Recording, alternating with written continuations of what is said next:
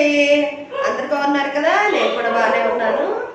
అయితే ఈరోజు వీడియో వచ్చి నన్ను చాలామంది అడిగారు కదా, స్టాక్ మార్కెట్లో మీరు స్టాక్స్ని ఎలా ఎంచుకుంటారని. అదే ఇప్పుడు మీకు షేర్ చేద్దామని వచ్చాను. దానికన్నా ముందు అసలు ఇండియన్ స్టాక్ మార్కెట్లో ఎన్ని కంపెనీస్ ఉన్నాయి, ఎన్ఎస్సిలో ఎన్ని ఉన్నాయి, బిఎస్సిలో ఎన్ని ఉన్నాయి, అలాగే వాటి మార్కెట్ క్యాప్ ఎంత తెలుసుకుందాము. అట్లాగే సెక్టర్స్గా ఇన్ని కంపెనీలు ఒకే దగ్గర చేయలేరు, దానికోసం కొన్ని సెక్టర్స్గా విభజించారనమాట GICS వాళ్ళు. ఓకే, దాని గురించి తెలుసుకుందాం ఇప్పుడు. ఓకేనా? అయితే ముందుగా ఇండియన్ స్టాక్ మార్కెట్లో ఎన్ని కంపెనీస్ లిస్ట్ అయి ఉన్నాయో చూద్దాం.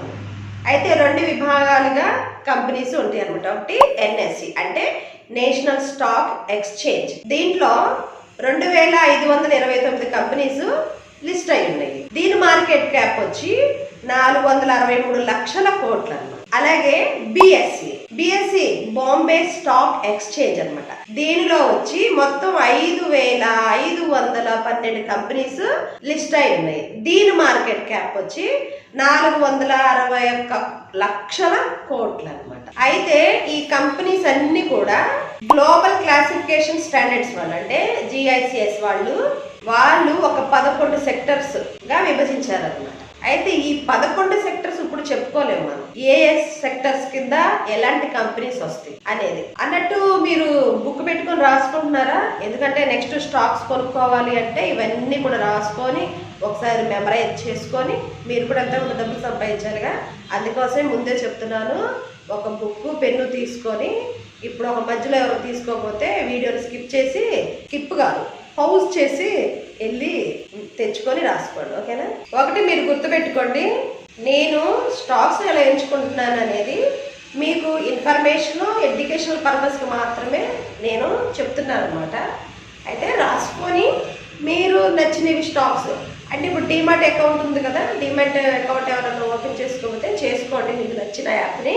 అయితే ఈ డీమాట్ అకౌంట్లో మనం NSE నుంచి ఒక 50 స్టాక్స్, BSE నుంచి ఒక 30 స్టాక్స్ని మీరు తీసుకొని వాచ్ లిస్ట్లో పెట్టుకోవాలి. అంటే మీరు స్టడీ చేసినవి అన్నీ కొనలేము కదా, అదే అనమాట. వాచ్ లిస్ట్లో పెట్టుకుంటే మీకు నచ్చినప్పుడు ఆ డ్రాప్ అయినప్పుడు సేల్స్ బాగా జరిగినప్పుడు మళ్ళీ పై చేసుకోవచ్చు మీరు. అందుకోసం అట్లా పెట్టుకోండి.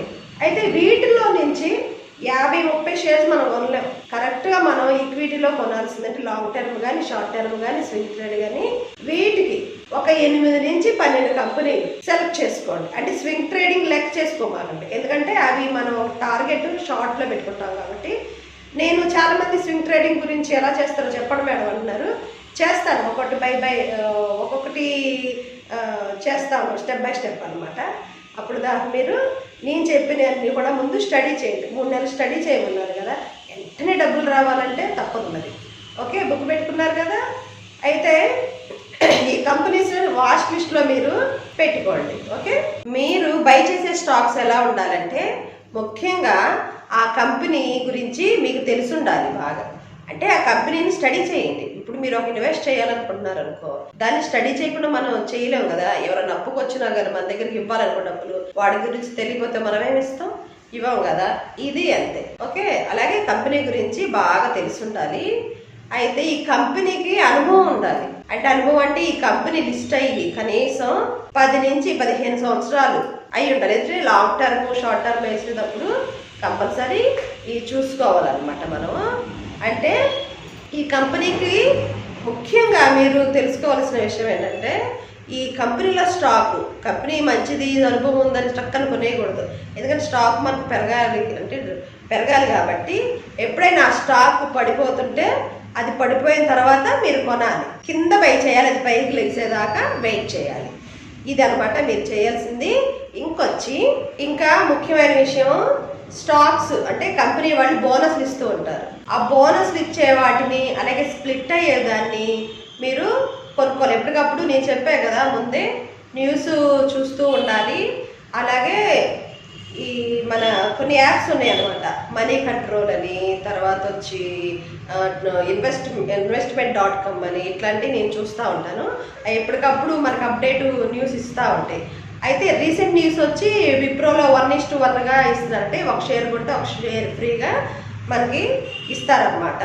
రేపు మండే కదా, కొనుక్కోవాలనుకుంటే. అయితే నేను ప్రిపేర్ ఏం చేయట్లేదు, మీరు స్టడీ చేసే కొనుక్కోండి. అలాగే మార్కెట్ క్యాపిటల్ ఎక్కువగా ఉండాలి. ఎక్కువ ఉన్న మార్కెట్ క్యాపిటల్స్ ఏంటంటే చక్కగా కంపెనీస్ నడుస్తూ ఉంటాయి.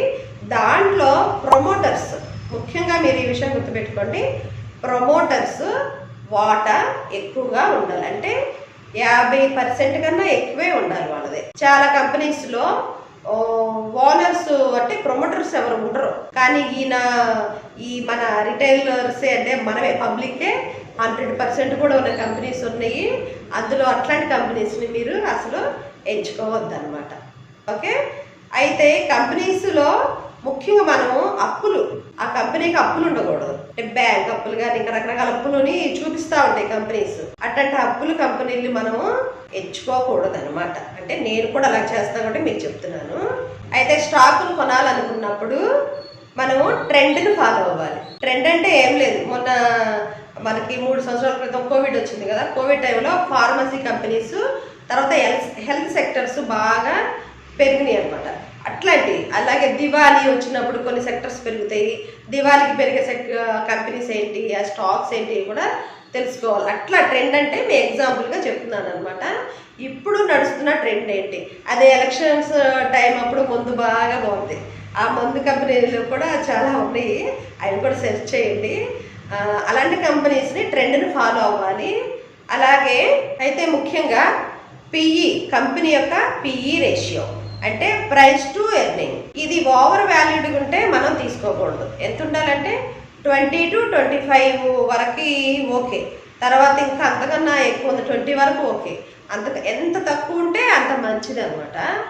దాన్ని మనం ఓవర్ వాల్యూడ్ అంటారు. 20 నుంచి 25 పైకి ఉన్నదాన్ని ఓవర్ వాల్యూడ్ అంటారు. అలాగే అండర్ వాల్యూడ్ అంటే ఎంత తక్కువ ఉంటే పిఈ రేషియో అంత మంచి కంపెనీ అని అర్థం అనమాట.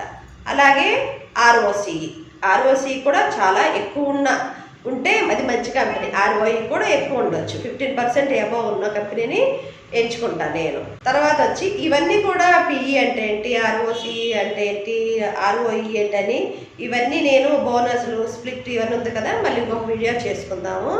ఇవన్నీ ఎక్కడ చూడాలంటే చెప్పే కదా, స్క్రీనర్ చక్కగా అది కూడా ఒకరోజు చేస్తాను. ఈ లోపే మీరు చక్కగా వెళ్ళి ఇంటర్నెట్ యాప్ డౌన్లోడ్ చేసుకొని దాంట్లో నుంచి మీరు చూడండి. ఓకేనా. స్టాక్స్ని ఎంచుకుంటాను అనమాట.